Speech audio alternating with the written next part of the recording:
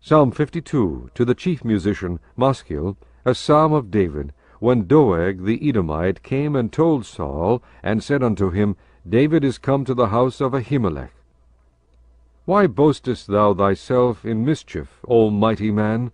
The goodness of God endureth continually. Thy tongue deviseth mischiefs, like a sharp razor, working deceitfully.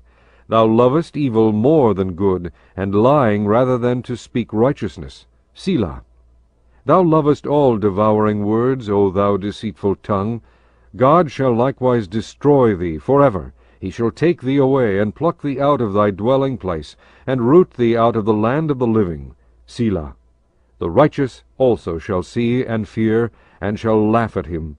Lo, this is the man that made not God his strength, but trusted in the abundance of his riches, and strengthened himself in his wickedness. But I am like a green olive tree in the house of God. I trust in the mercy of God forever and ever.